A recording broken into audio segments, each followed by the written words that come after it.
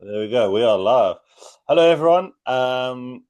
Right. So, welcome to July's monthly subject matter expert call. And today we are very fortunate to have a good friend of mine, Dave Henley, on. And Dave is going to be talking to us about sourcing. Now, some of you are already working with him. I do have a few questions from some people who will not be here, but who will be able to view the recording. So, I'll be asking those towards the end, if that's okay, Dave. And if I can ask all of you as we go through, just make a note of your questions because Dave may cover it in the next slide or two, and then we'll have a bit of a Q&A towards the end. So, Dave, as I say, I've known Dave for a long time.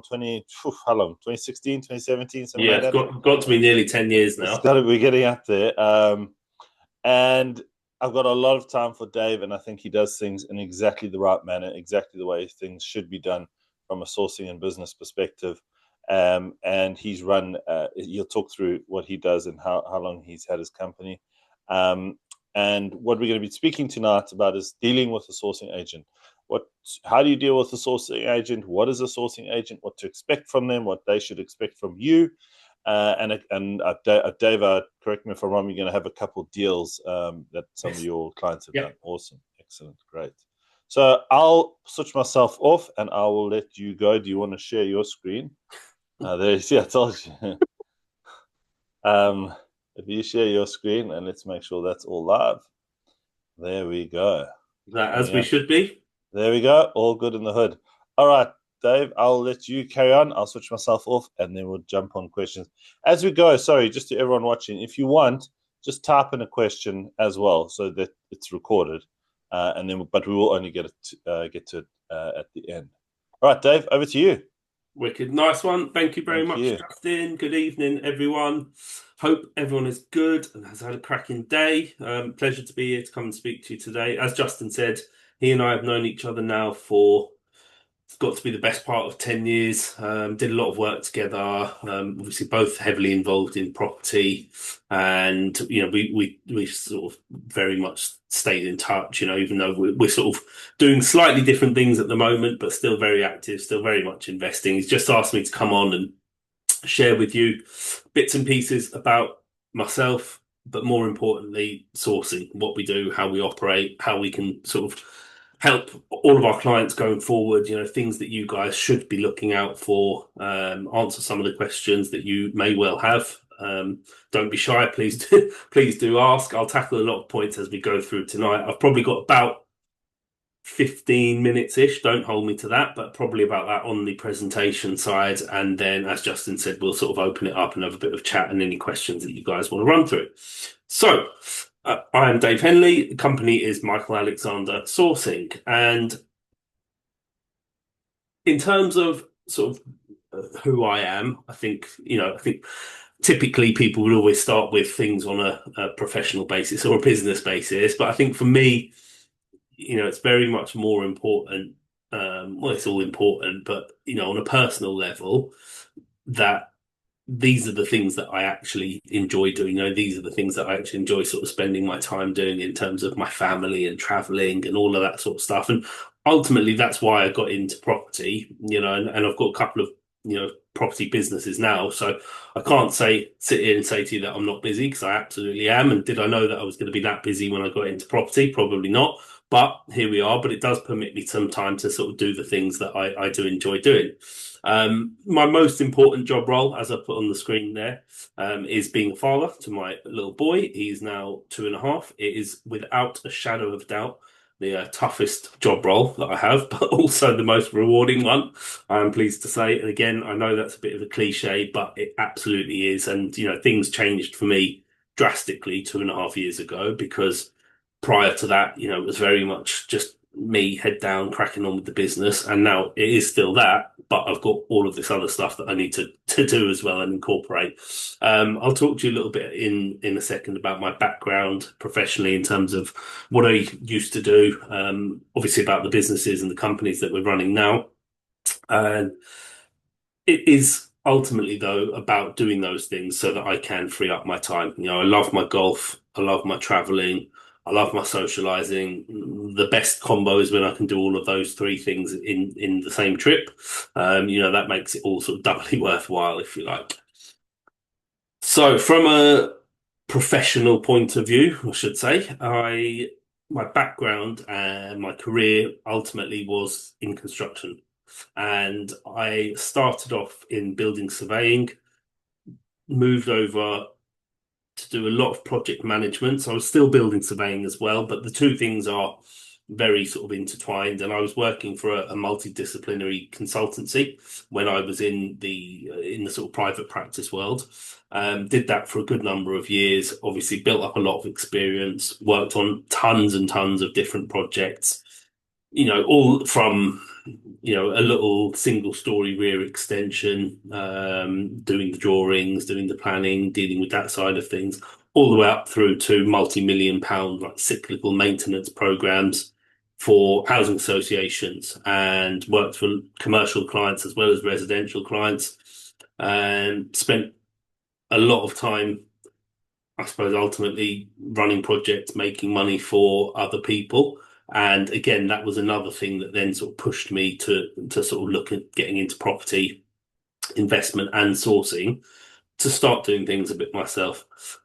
All of the experience that I've gained and gathered over the years on both sides of things, working in private practice and working for myself and running my own companies, is massively valuable now in terms of the projects that I'm still doing and the projects that I'm working on clients with and helping clients with, because ultimately a lot of the time when we're sourcing and when we're doing things for other people, they don't necessarily share that same level of experience or level of knowledge, and I'd like to think that that's where our services become even more valuable. So I did start investing for myself coming up for 15 years ago now. As I said, it was very much a case of leaving the corporate, looking at what I do. Actually bought originally in London because that's where I was living, that's where I grew up. Very typically bought something because had a pot of cash, had a bit of money that we needed to get using. I say we, this is my business partner Darren and I. And bought something because we had X amount of money, therefore that's what we can afford, and it's close to home, so yeah, it'll be fine. That's very stereotypical. I'm not saying that that's the wrong way to do things, but we realized quite quickly that that wasn't going to allow us to expand or grow the portfolio or anything like that, because ultimately your money doesn't work very hard in London. It's not to say that it's not a good place to invest. It absolutely can be, but you've got to think about what you want to get out of this and what you want to achieve. So that's where Northampton came into play, just about in the Midlands. It was about an hour and a bit where I was living at the time. Really did what we needed it to do in terms of it gave us that foundation, it gave us that good experience. It allowed us to build a little portfolio. It allowed us to work our way through certain deals and go through that buying, refinancing process. Sold a couple there as well, and then looked to push further afield. And that change was really driven by the market and what works, and more importantly, what doesn't work in a certain area. Because I think when you're going through and you are looking at building your own portfolio, and I'll probably say this several times tonight, is you really, really do have to focus on what the goal is. What are you actually trying to achieve? And I knew for me, it was about volume and it was about numbers. So when I could see that the market wasn't working there, and not that there was anything wrong with it, it's just that the numbers were changing, the strategies were changing. You're banging your head against a brick wall if you're trying to force something to work.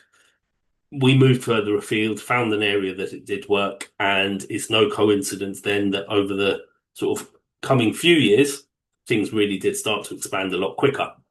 And that's where we then ended up in Northeast Links. So we've got a portfolio, main bulk of the portfolio is up there now in sort of Gainsborough, Grimsby, and Cleethorpes. It's easy for me to say.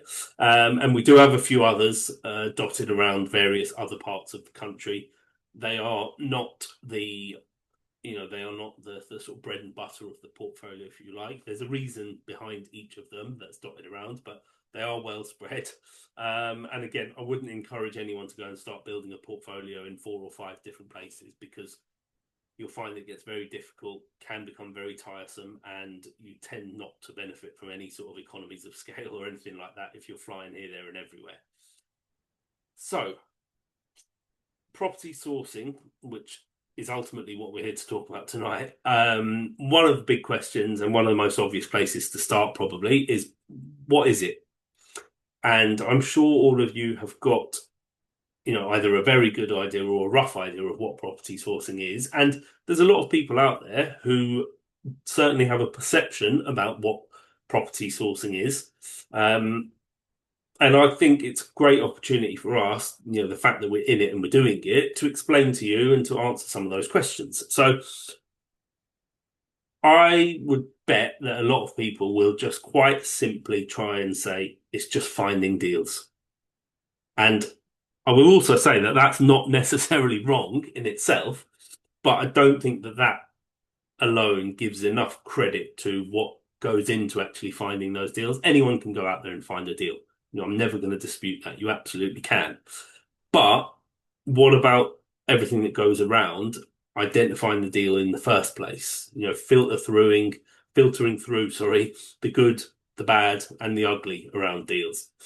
Going and actually doing the viewings, building up those relationships and maintaining those communications with the sellers, if you're direct to the vendor, landlords that you're dealing with, other agents that you're dealing with, the trades, the construction professionals that you're dealing with, all of that has to be factored in. The analysis around a deal. It's not just ever about looking at a deal and saying, okay, great, that's the deal. Yeah, let's just crack on with it. There's a lot more to it than that, because it has to be right. And, because I was already investing, because I was already out there doing a lot of that stuff anyway, to me, it was quite a natural sort of transition to bring into the business. And it's always important for me to sort of say to people, not to prove the point, but to sort of say, like, look, I'm still investing. So I know what it is that you're looking to achieve. I know what it is that you're going to experience, the good stuff and the bad stuff when you're going through your deals, when you're going through your purchases, when you're going through your refurbs.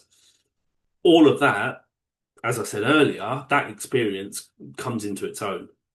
And ultimately, it's the case that when you're sourcing deals, you will see an awful lot of opportunities when you're out there in the marketplace. And, the percentage of deals that I actually end up doing myself versus the number of deals I've looked at over the years, it's tiny, because you've got to go through so much before you find the right deal for yourself. And, there was a lot of deals there. You can't dwell on it. You can't sort of think, oh, I shoulda, woulda, coulda, but there's an awful lot of deals there that I know over the first few years of investment didn't quite work for me, but they absolutely could have worked for someone else. And again, that's where the opportunity to run another business, and ultimately it is, you're making another sort of arm to your business, you're building another income stream, you're looking at a different way of building up the portfolio, because there's things there that you're going to do over those next coming years, where you'll work with clients on certain projects, at least help them to get started, run projects for them that otherwise just wouldn't have come into play if you just walked away from and we weren't sourcing them. I've put up there a little bit about our pre-existing experience. And again, this is just to sort of show that it's not just about going out and saying, I'm going to become a sourcing agent. Well, it wasn't for me anyway, and again, I can't say that that's the case for everyone, because I know it isn't, and I know a lot of people see it as a way into the industry, which is absolutely fine. But I know then that there's an awful lot of learning to get to a certain level. Whereas, the fact that we'd already done and been involved in and this is when I went back and sort of put these figures to when we started, 70 plus transaction, over 750K's worth of refurbs, and that, if you're doing a big development project or something like that, it's not a lot. But when you're talking about individual houses and that level of refurb, it then does start to sort of paint the picture of just how much we've learned over the years, because every single one of those pounds that we've spent or been involved in or project managed has brought some learning with it. I've put a lot of my own money into property investment at the start over the years. We've worked with a lot of investors on a private basis as well. We've obviously worked with a lot of the lenders, in terms of lending and mortgages and bridging and what have you. So, there is a lot of experience there, and it is all very relevant when it comes to what happens if or what happens when, because that's a question that I get asked an awful lot by clients when I'm working through deals with them. And one thing that I will always say, and I've probably said this to if we've spoken sort of one-on-one or we've spoken personally or anything like that, to me, sourcing is always about connecting the right investor with the right deal at the right moment in time. If you strip it all back, that is ultimately what it comes down to, because not all three of those things are going to be applicable across every deal. So what works for one person at that moment in time might not work for the next person. Give it 3 months, 6 months, 12 months. That same person who did that deal might be looking for something completely different. And that's part of our job, is to keep up with that and understand what it is that people are looking for. Another question which always comes up, and again, I don't necessarily think that it's always an easy differentiation if you don't know, is sourcing agent or estate agent. What's the difference between what they do? Ultimately, and again, in simple terms, the main difference is who are they actually working for? I suppose if you want to be ruthless about it, who pays the bill? So for an estate agent, the seller is paying the bill because they are paying that estate agent to get their house sold. For a sourcing agent, it's the investor who's paying the bill, because they are paying for the services of that sourcing agent to go and find them, as per my last slide, the right deal at the right moment in time. Yeah. There can be, obviously there is exceptions to that, because you'll see, there's now estate agents who are doing things in a slightly different way and selling properties in a slightly different way. I know other sourcing agents who will sort of work with both sides, because it's got to be done in such a manner that ultimately the deal only gets done when all the parties agree. And again, I think that's another important point. So where some people will look at it has to be either working with a sourcing agent or it has to be either working with an estate agent. There are loads and loads of opportunities where you can work with both, and certainly throughout your investment career, you probably will. But if you want that tailored, personal, bespoke service, you're not going to get that from an estate agent. As I put there, the balance of the sourcing agent has to be, getting both parties ultimately to agree, as it does with an estate agent. But the sourcing agent takes on the responsibility when they're working with the vendors of saying, we'll do our utmost to get this house sold for you, and the responsibility of working with the investors of saying, we'll do our utmost to get this property bought for you. And again, and it's only when those two things sort of meet in the middle and everyone's, I'll use the term happy loosely, because sometimes it feels like, it's a bit of a battle to sort of find that balance. But once you do, that's when you can get deals done.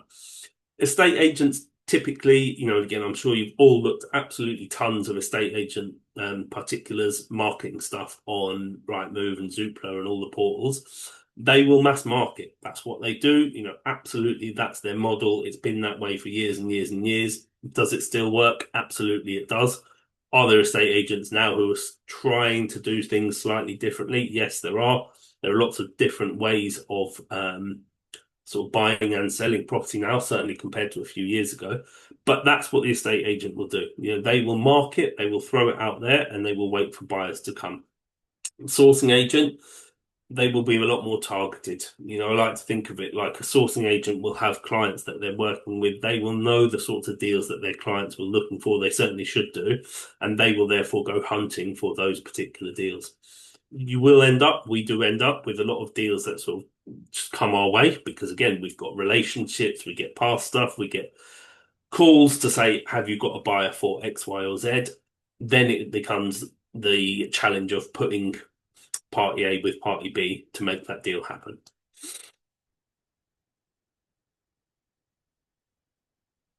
There we go. Strategies wise, and again, there's tons and tons of strategies out there.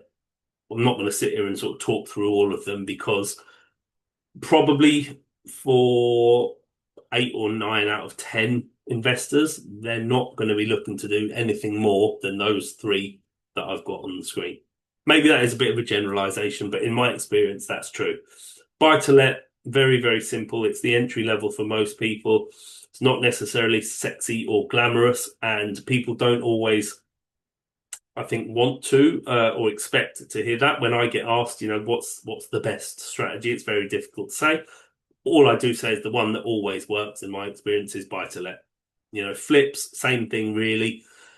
Everyone's after a piece of the pie when it comes to flips. That they are getting increasingly more difficult to find. I don't think that's for any other reason other than lots of people out there want them, and that's always been the case. To be fair, ask anyone who's been investing for a long time. There are some people out there who will literally just buy stuff to flip. And I'm not talking about sort of property traders who do it in massive, massive volume, but people only want to buy and sell because they don't want to deal with the tenants over a long term. They don't necessarily want that longevity of each deal. They just want to be in and out, bang, bang, bang, done, make a bit of profit, move on to the next one. HMOs as well. And again, I think HMOs, for me, it's been something that's been, very much one of the buzzwords or buzz strategies over the last few years. Are we going to get to a point where there's massive saturation in the market? Yes. Are we already there? Maybe, probably in certain areas. But we will see, and I think there's other strategies now which you will hear on every single podcast, forum, YouTube video, whatever people are talking about. They're always talking about certain strategies at certain points in time. Having been doing this for such a long time now, it's absolutely phases. Things come and go, strategies come and go. Not that they then disappear, they just become a bit less of a hot topic and a bit less popular. Whereas these three are the mainstay of most people's portfolios. And I put at the bottom there value add opportunities, because regardless of what particular strategy it is that you're doing, that's what you're looking for. The opportunity to add value. And that can happen in various different ways as well. It doesn't always have to just be the only way to make money from a particular deal. So why us? Why sourcing agents, and what to look for? I've tried to sort of split it, the why and the what, the two different sides of the screen there. I fully do understand and realize that there are words that are repeated. That is not by accident. It's very intentional. So in terms of the why, ultimately it's about time for me. There are a lot of people out there who absolutely have the knowledge, let's say, or the ability to learn how to invest in property, to go out there and do it, and could do that, but it takes an awful lot of time to get to a level where you're doing it professionally, without going through very specific, very targeted learning and support. The effort and the energy that it takes is something that, and I know Justin and I have spoken about this before, like, you don't realize at the start just how much energy and effort you're going to burn in getting to this point. The knowledge, as I said, that can only come from doing deals. You can sit there and you can read all the books in the world, you can watch all the YouTube videos you possibly want, and you will have an amount of knowledge. Until you actually see stuff happening and you gain that experience, it's very, very difficult to, sort of really get to the point where you're making snap decisions, where you don't really have to think about stuff anymore in so much detail before you decide to, it's deal A or it's deal B. Yeah, I do want to do that. Well, no, I don't want to do that. We're going to do that on this project. We're not going to do that on this project. All of that comes from experience, and it's building up your team, and the team, the contacts, the people on the ground. So all of these things, when you're using a sourcing agent, when you're working with someone like us, that's part of what you're paying for. It's part of what you're buying into, because you can lean on all of that someone else has already gained, and already gone through the time and the effort of obtaining. In terms of what to look for, there is a lot of compliance around sourcing. It became a regulated industry a few years back. There's lots of regulated industries out there. Property has several within it as well. The compliance side of things, so again, it's just it might just look like loads of acronyms, but TPO is the Property Ombudsman. It's one of the governing bodies. Client money protection is one of the it's effectively a insurance type of insurance for people who handle client money, like your letting agents and solicitors would have. ICO is Information Commissioner's Office. It's all around the data control and GDPR. HMRC is the body that's responsible for anti-money laundering supervision within the sourcing industry and estate agency industries. Insurance, again, like any professional business, you absolutely need to make sure that you're covered because everything is fine until it's not. Knowledge, and again, yes, you can look at building up your own knowledge, but as I said, lean on the knowledge of people you're working with, in this instance, sourcing agents, but don't be afraid to test them. Don't be afraid to ask questions to see if they've actually got that knowledge. And if people shy away from it, it's probably an indication that they might not necessarily have that knowledge.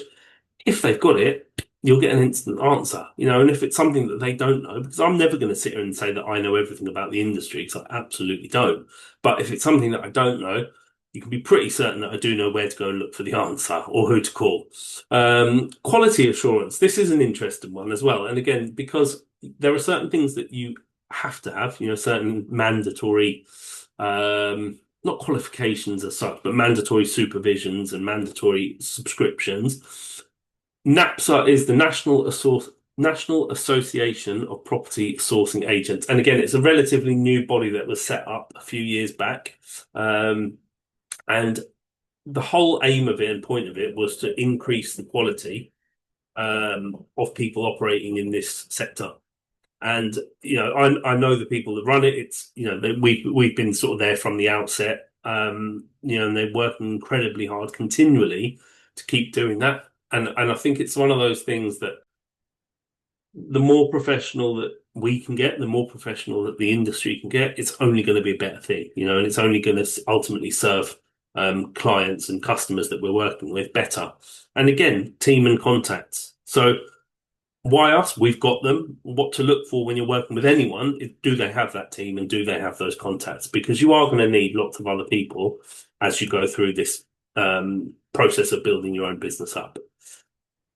In terms of actually doing a deal, now again, I'll fly through these. You can have a quick read yourself as well, because there are lots of things when you're working with a sourcing agent that are just, I shouldn't say just, but basically the same as when you're buying any other property.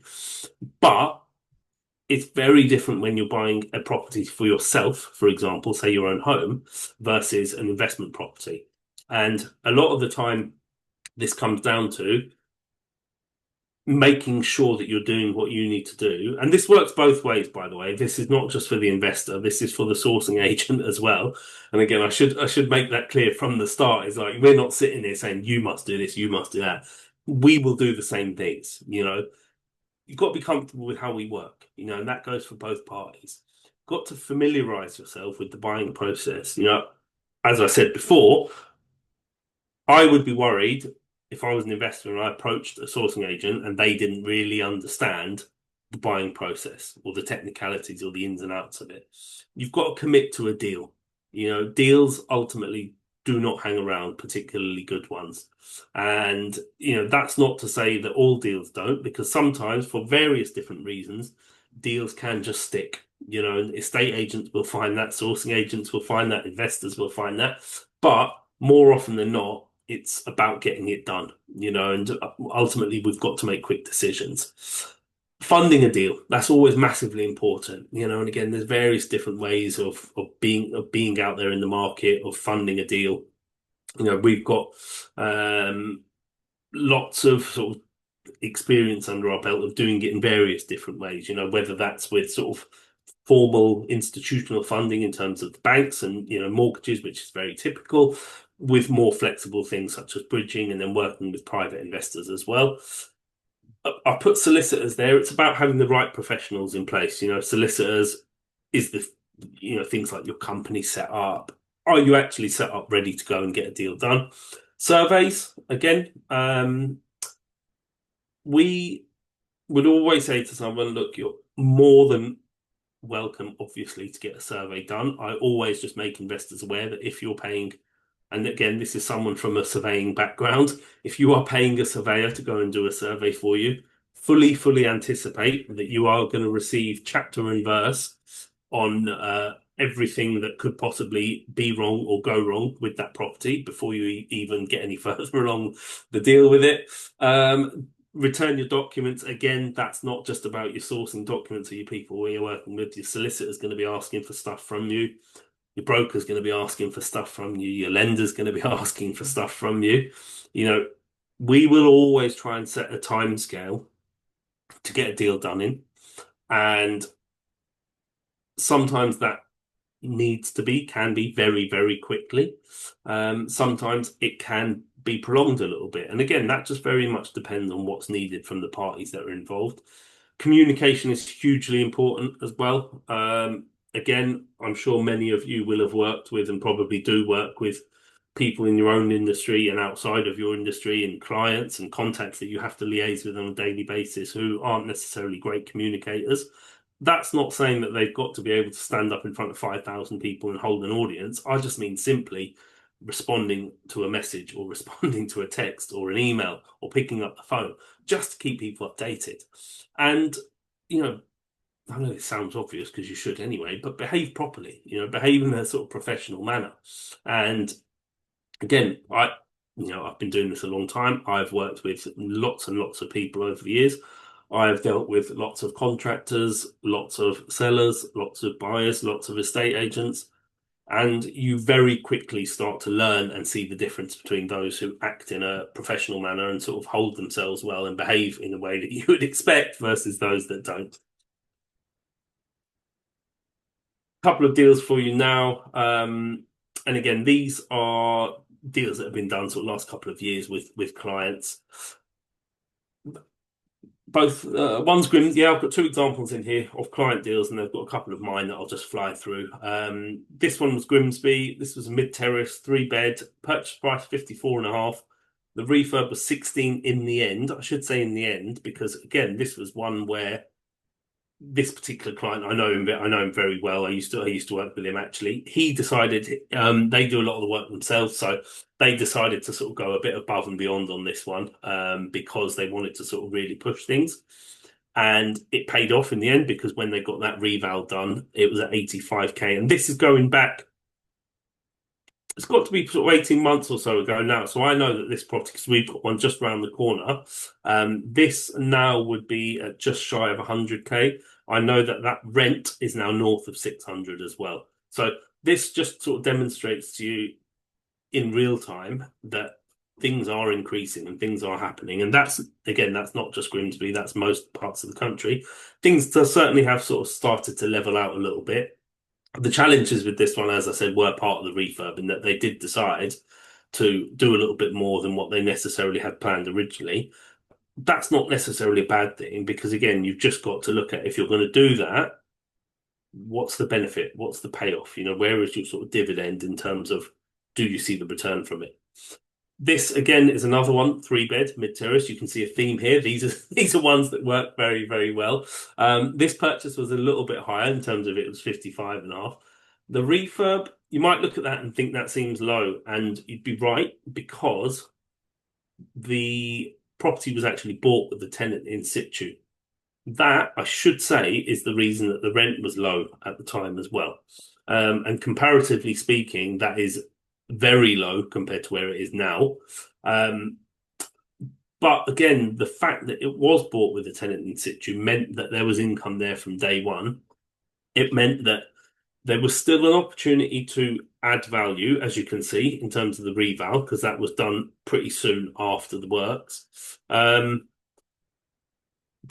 with both of those numbers, again, they've increased quite significantly over the last couple of years. So rent in that area now, if that property was to go to market, you would be significantly north of 600 quid a month. Reval there now, again, you'd be around the sort of 90k mark. So again, it's it's very typical of the area. The challenges in this one was working around a tenanted property. We've done it before. I didn't for a few years. I hadn't bought anything that was tenanted when we bought it. Have done now. Had some interesting conversations with contractors after they've been in and done the work. These are a few of my own deals that we've done over the past couple of years. Henry Street, sorry, that was one that was actually bought with a tenant in situ. Really, really nice family, still there today. Wasn't a massive refurb on that one, but that was bought, that one and the Harold Street one next to it, that was bought as part of a portfolio. Still needed a fair bit of work doing to it, Henry, but again, we sort of did it. We did the pressing things immediately. We then worked with the tenants and worked our way through the rest of that list. That was, I'm just trying to think. We valued 80s. We added about 35K's worth of value to that property. I shouldn't say we added it. We got it revalued at about 35K higher than what we purchased it for in the first place. And I can assure you we spent absolutely nowhere near 35K in getting that value add. But it does just again show that money spent in the right areas does make a big difference. The Harold Street property, I hope you gather that the photo there in the middle is not us after we finished the refurb. That is the condition of the property when we bought it. Again, it was one of these ones, quite a sad story again, but you'll hear it a lot. Like, family had split up, they'd left, they'd all fallen out. They'd left the property, left it in an absolute mess. The landlord, unfortunately for them, had left it empty for 4 years, 5 years by the time we got around to buying it. So again, you can imagine just sort of what condition it had sat there in. And then Fairmont Road was one that we bought. The landlord was sort of downsizing his portfolio. This was one of his latter additions. He had several properties behind him already, bought this one, started doing it, decided he wasn't going to finish it, and decided to sell instead. So we bought this. All that brickwork that's exposed there, all those exposed joists, that actually worked in our favour because that was a lot of the strip out that we would have had to do anyway, already done. And again, I won't bore you with the numbers on these, but they were all significant value add opportunities. Current focus in terms of sort of what we're doing, what we want to do, very much more of the same, very much building upon the foundations that we've already got. We did say to ourselves a few years ago that the sourcing needs to become the priority now, as opposed to the investment. It's very hard for an investor to sort of make that decision and take that sideways step because you're always on the lookout for deals yourself. But again, in my mind, that's only going to help the clients that I'm working with. We are talking to a lot of retiring landlords at the minute. So, as much as you guys now are sort of looking to get into the industry to build your portfolios, there's people at the other end who have been in the industry, done it, looking to retire, looking to offload. There's a lot of that now because, people who have been doing this for a long, long time, they don't necessarily want to deal with all the legislational changes and all the bills that are coming in and all the challenges and all the admin and everything that comes with property now. Whereas for us, it's kind of like, well, that's just what you've got to do. That's if you want to be serious, if you want to build a portfolio, it's just part and parcel of it. Distressed properties is still very much the focus. Again, I'm not going to apologize for repeating this phrase many, many times, but that is where the value add opportunities are.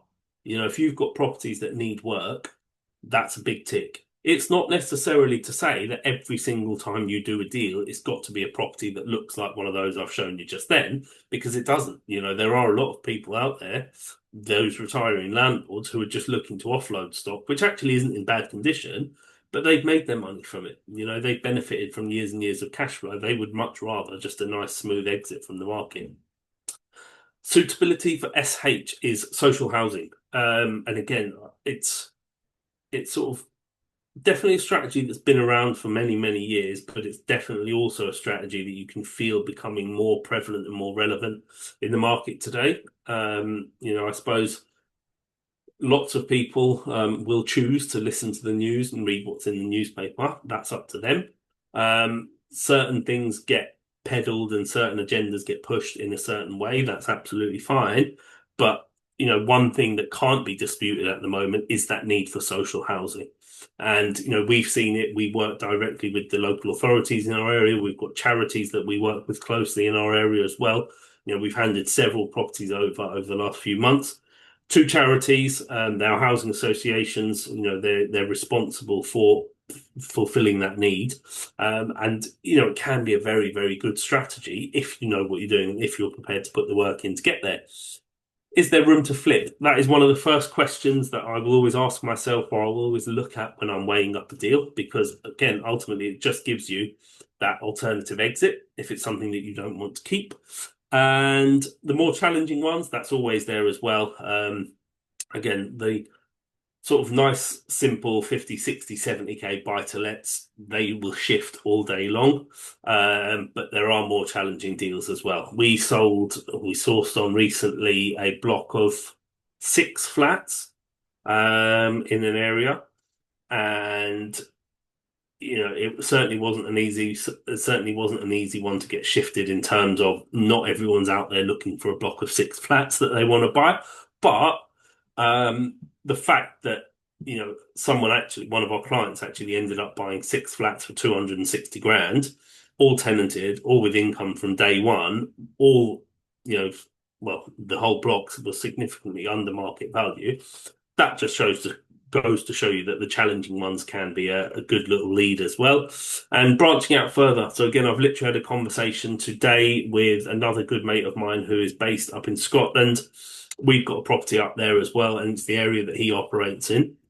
And I've said, because I've spoken to my managing agent up there recently, spoken to a project manager up there recently, there's opportunities all over the place. I just need to make sure that when we do start branching out further afield, I've got people that I can trust, who I know, work to the level that we work with, and have the same level of knowledge that we would in our own area. Because again, ultimately, it's just about finding more deals for more clients, because there is such a need out there for it. That is a little bit of contact there for if you want to. Best thing, I'm a bit old school, best thing really, if you want to make contact, is to just pop us an email. I didn't even bother putting my Instagram up there, because you would be massively underwhelmed if you went and found us on Instagram and saw zero posts. So I do have a page, but it's not in use yet, and I am fully aware that social media is one of the areas I need to get better in. Thank you. Awesome. Thank you so much, Dave. Thanks, John. I just cannot reiterate to everyone here, I know Dave had a picture of himself and his partner up there, old Lou, and the golf course, but I think the golf course probably is at the top of that list. Just running back to the slide in terms of, I just want to really hit on the value add side and what you guys bring to the party. I suppose the biggest point, just to reiterate what you said. So thank you, firstly. It was great. You're very welcome, mate. And from our perspective and from our clients and those within the network, your biggest value add is basically they are leveraging you to shortcut a lot of viewing trips and dealing with builders and finding builders and obviously finding the deal, et cetera, et cetera. And in terms of services offered from your perspective and sourcing agents in general, I mean, in my head, it's always there's always sort of 3 levels, which is find a deal only, find a deal and project manage that project through to completion of the project, and then obviously sort of turnkey, which is all the way through to tenant in place, et cetera, et cetera. Now, that's something that you would do? Yes, absolutely. And again, it very much depends on what that particular person or that particular client is looking for. In my mind, if you're going to use a sourcing agent, use them for want of a better way of saying it, use them for as much as you possibly can, because they're earning their fee. You shouldn't be shy to work for your fee. We do it. We'll take a deal all the way from literally, picking up that phone first time to a seller through to handing the keys across. For example, those ones that I mentioned that we've handed over to the housing association recently, we will literally, either myself or one of the team will be there on the day that they do their handover inspection. They will take the keys there and then, and then that to me is the sort of closing point where we know, right, that's that deal done. We can move on to the next one. Yeah. No, excellent. And I mean, it does certainly from a distance perspective, I mean, I live almost in France. I'm so far at the bottom of the country, but I mean, from a distance perspective, there's no point. It wouldn't make business sense to go out, get a sourcing agent involved, to then find you a property and then have to find a builder. You're going to kind of diminish the advantage, right? Yeah. The whether you want them to see it all the way through to the point of having a tenant is potentially a slightly different conversation, but certainly with the refurb and the relationships, for those of you watching, one of the things to consider when it comes to sourcing agent is that they are going to, and Dave can correct me if I'm wrong here, but they are looking to build their own network, and they want to keep a builder busy. So they want return clients. It's all the things aligned to. I'm a big fan of aligned incentives, which is, as you mentioned, is what a sourcing agent is, because Yep. a sourcing agent wants to do right by you as a client because they know that you're going to come back. Yeah. Once that deal, you're dead, you're gone. Yeah. You're not going to come back. So that sort of having those aligned incentives is super, super important. Okay, great. So any questions, please drop them in the chat, or stick a hand up or anything along those lines. A couple of questions that were sent in. As I mentioned, there's some people that asked for some questions to be answered. So when should a client typically pay a sourcing agent? And I know the framework of this question. What they're asking is, would you expect a client to give you your full whack sourcing fee, which is, I don't know, roughly call it 3,000, but give you the full sourcing fee up front, or at what point would you want to be paid? Yeah. See, like for us, the way we do it is that we will only sort of request any form of payment when someone is actually at the point of pulling the trigger on a deal and looking to reserve it. And even then, all we'll do in the first instance is a reservation fee. And I suppose that shows the commitment from both sides in that, from our point of view, that's the client sort of saying, yep, I'm happy to go ahead with this one. Here's my reservation fee. Please lock that in for me. From our point of view, we can then quite happily and comfortably go back to the selling side and say, we've taken a reservation fee from our client, from the buyer. That deal's secured now. We've got you that deal going through. We then collect the remainder, and that for us, and again, it's sort of worth noting because it was something that I touched on in the compliance section.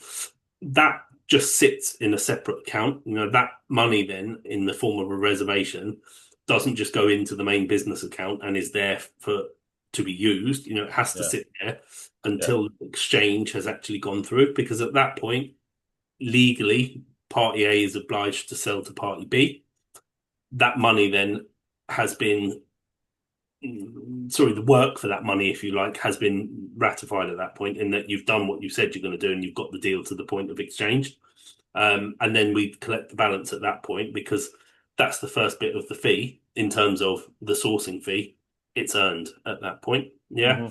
I do know that that's not how all sourcing agents do it, and some will choose to sort of operate on a money upfront basis. For me, that just was never the way that we sort of wanted to do it, because we were sort of looking at it thinking, we had those discussions and we sort of said, like, look, how would we want to structure this as a business? Because I would much rather be in a position where I know that at that point I'm bringing that person something that they actually want and that they're happy to go for, rather than them just sort of sending it to me and thinking, well, from their side, then they would be thinking that I should be running around finding them and them only a deal because they've already paid for one. From the sourcing agent point of view, I would probably be feeling that pressure then, thinking, well, what happens when my next client calls me in a day or two and they're That's looking for exactly what I something was completely thinking. different? So it works both ways, and and I think for us that's just a much more comfortable way to work. But I suppose that comes down to one of the last points you made, which was clear communication. I mean, one of the things we talk a lot about within the network is just like, self-responsibility, taking responsibility, making sure, you understand exactly what's going to be happening. Yeah. So that throughout any given process, okay, these are my responsibilities. these are the expectations I can have. Yeah, You know, the most it's not a challenging case thing of pay money and you'll do everything. You know, there's got to be no, a and, bit of I think the most challenging. I'm sure you'll agree with this. The most challenging. I am generalising here, but sometimes the solicitors seem to be the most the most challenging professionals to deal with in yeah, regards to communication levels. yeah, So, but again, there's no there's no avoiding it. But that's just where we'd say they don't get paid till the end. To be fair. yeah, exactly, exactly. Okay, excellent. Okay, so we've got a couple of questions. We are going to overrun, if that's okay with you, and Yeah, yeah. to everyone. Obviously, this will be a recording, so if you have to leave at 9 sharp, please do, and you can come back and watch the recording. Okay, so what due diligence should a client be doing? I suppose that question is based on what due diligence should a client be doing of the sourcing agent, Yeah, I think or suppose also sense checking a deal. the deal. I was going to say both sides. So I think, like I said during the presentation, Yeah, ask the sourcing agent questions that you want to know yeah, about them. Have yeah, they got their registrations in place? Have they got yeah, their insurances in place? Are they registered for? Because they're going to ask you a lot of questions. They're going to ask you for your proof of address, your anti-money laundering, proof of funds. Are you set up? Or they're going to ask you all of that stuff. So yeah, ask them the same at the start, because that gives you that should give you that reassurance that they're doing what they're supposed to be doing.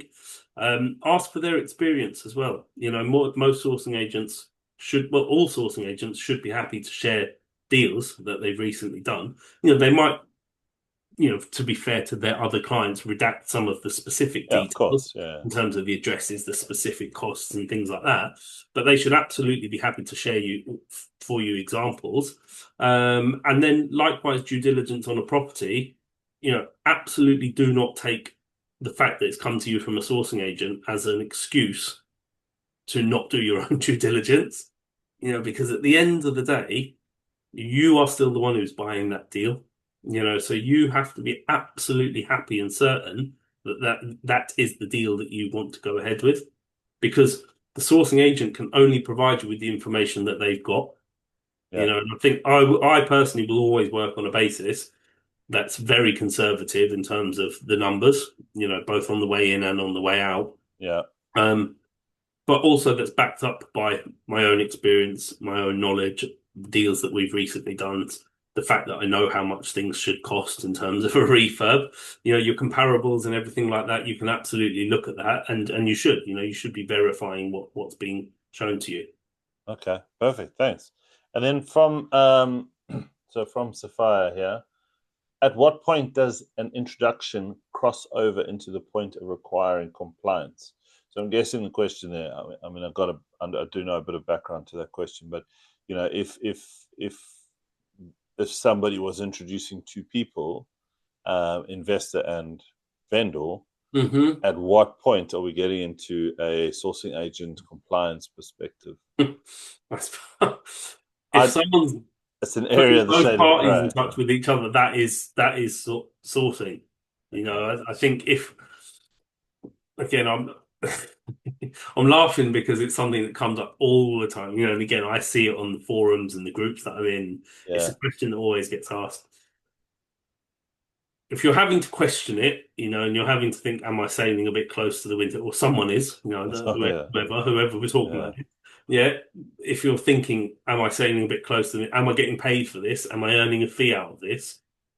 Then you're sourcing. Yeah. Yeah. Fair. I suppose if you were just introducing party A to party B and you weren't getting paid, you weren't doing any due diligence, you weren't literally doing anything else, you're not really running that as a business then, are you?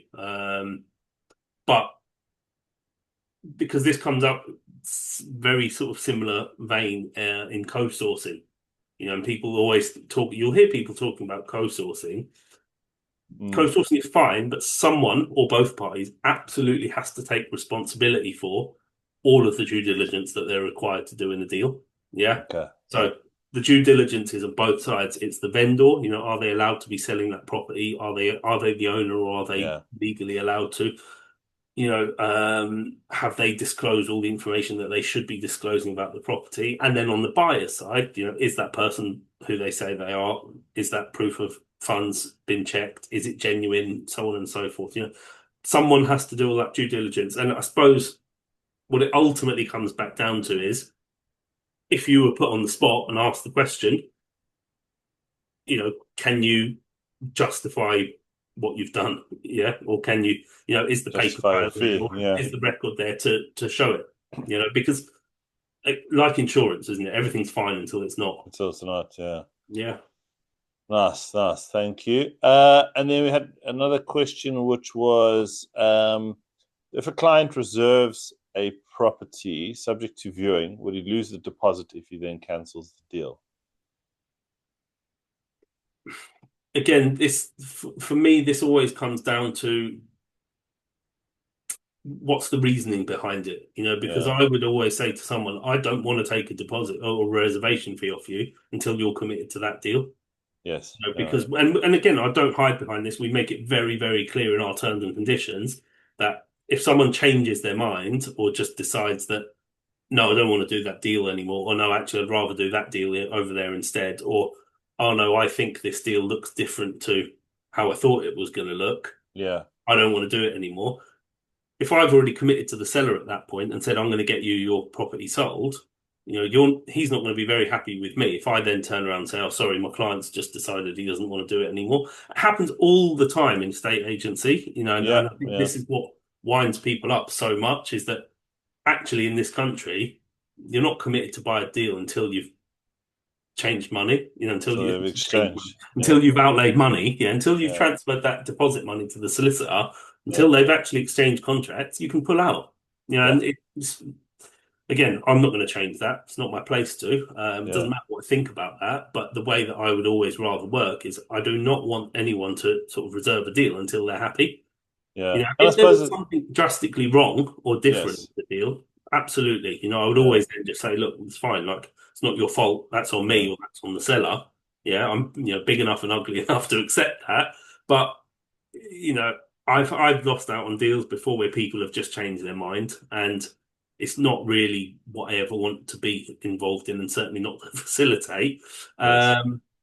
The flip side is if the seller pulls out for any reason, that's absolutely no fault of the client. Bye. I'd always just give someone their reservation feedback. Yeah. And I'll always have a conversation and take it on a case by case. Yeah. Yeah. We've had it where deals haven't gone through. We've had reservation fees that we've returned because the reasons were right. We've had reservation fees that we've kept because the reasons were right. Yeah. And I suppose it's time scales and as you said, it's But this is the communication big, and this is the biggest thing is like when if you're dealing with stuff that's typically on market, you've probably got a bit more time because the fact is it's on the market. It's probably been there for weeks already. Yeah. yes, If yes. you're dealing directly with a vendor, they will give you a certain amount of time to get that deal sold, and then they're going to go and do something else. Yeah. Yeah. Yeah. And the solicitors. I just thought to myself, everybody's in a rush, and then they instruct solicitors. Yeah. Yes. And then we wait. But don't worry, solicitors they're okay. They're okay. We've got some goodies. So, and then a couple questions from two more, I think, and then we shall call it a day. Two or three more. So Dom's asking specific to you, Dave, and I suppose the broader question here is sourcing agents in general. Where and how do you find the deals? Do you focus on specific towns and regions? And I think you've covered this. So two parts to that question. Sorry, where and how do we find the deals? Yeah. Yeah. And then are you focusing on specific towns and or regions? Yeah. So first part of the question, again, I think a lot of that, as I said, like I'd love to be sitting here saying to you, I do loads of social media and I've got deals coming out of my ears for Yeah. posts on it. I really don't, and that's something I absolutely do need to add. Yeah. But we do a lot of direct to vendor marketing. We'll do a lot of lettering, very sort of specific bespoke lettering. We work with a lot of letting agents who have landlords that they don't want to lose those houses as the landlord is the client, but the house is the commodity that they deal in. So a letting agent, if you can keep their properties with them by getting another investor to come and buy them. That's a good source for them. Um, Word of mouth is massive as well. We've got landlords that we've worked with, and I will always say again, I'm not shy to say it. Like, if you think we've helped you out, please pass on our contact details to someone else. We do some bold stuff as well, like in terms of your signboards and your letter drops into houses when we're there.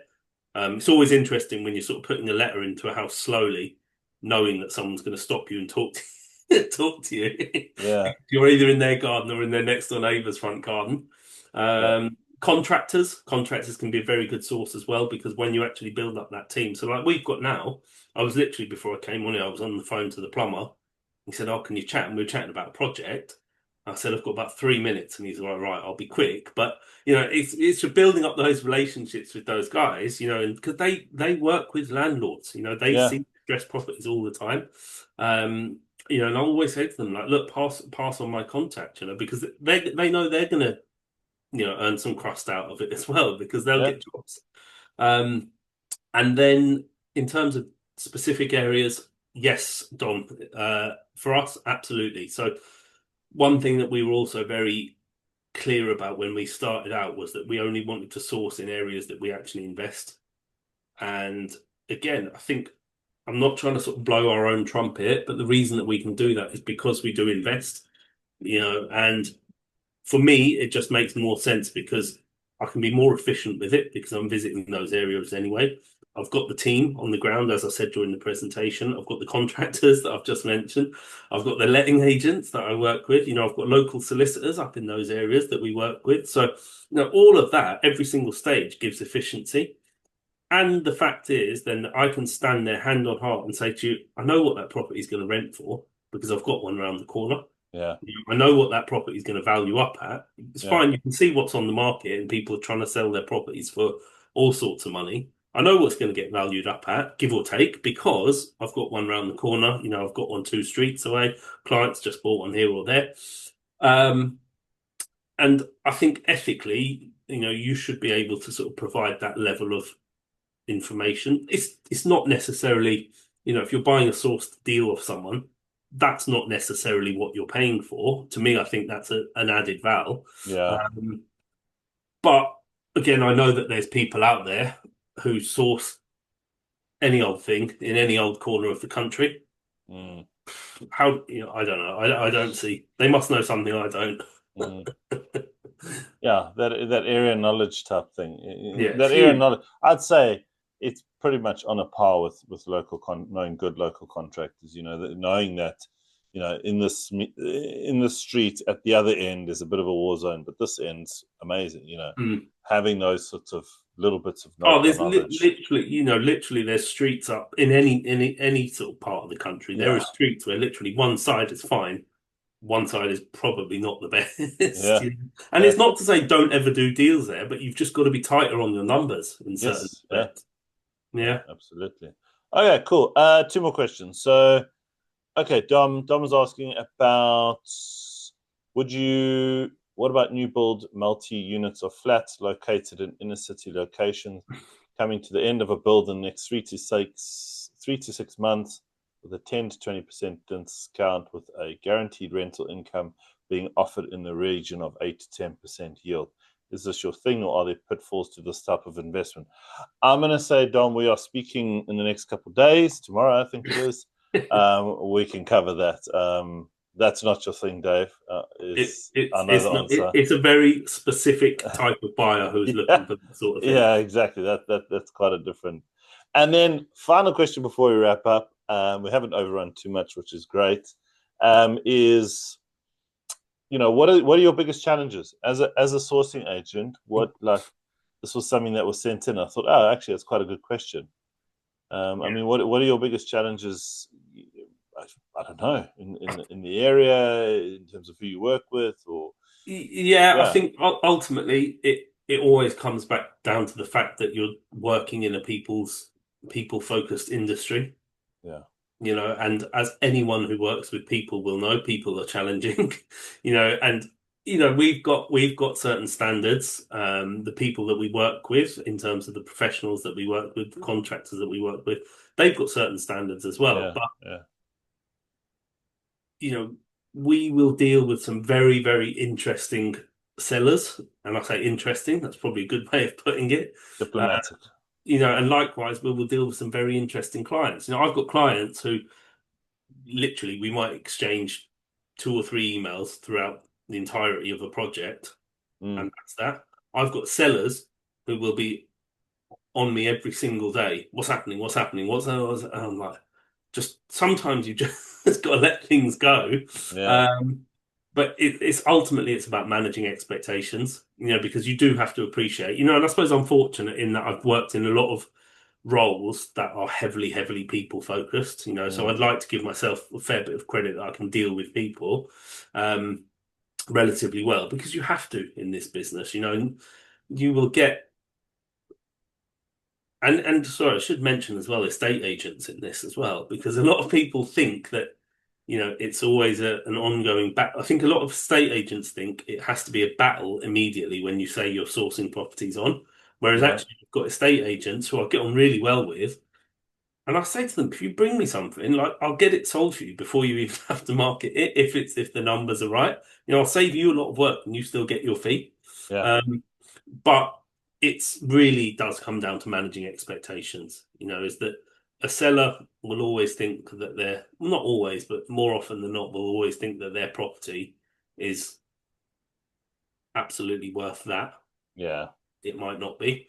Um, a buyer, an investor will always think that they're going to get the deal for that. They might not. Yeah. They always think that it's going to be done in a week and they're going to come in 50% under budget. That's just not the industry we're in. Yeah. And it is again, it's just about managing things throughout that entire process because we've got solicitors, contractors, estate agents, buyers, sellers. There's lots of moving parts to this. That's Yeah. yeah.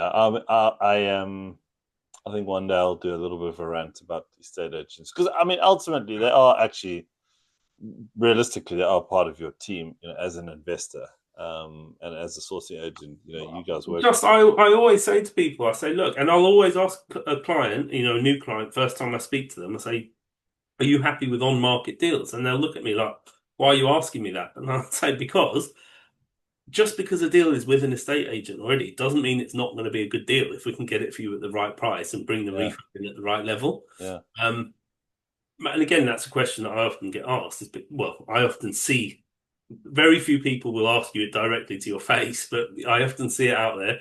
Well, why on earth would I pay a sourcing agent if a deal is on the market? So don't go and do it yourself then. Go do yourself, find your builder. Yeah. Go on, Yeah. Yeah. go on. I'm never going to And say that's go and do it. important. That value add. That's exactly what you guys Yeah, provide. yeah. Um, no, that's been awesome. Thank you. Thank you, Very Dave. Thank you, welcome. everyone. We did well there in terms of Only overrun. 10 minutes over. Only 10 minutes over. So thank you, anyone. This will be recorded. So if anybody has any questions, feel free to drop them to me directly or, drop them on school, on the platform.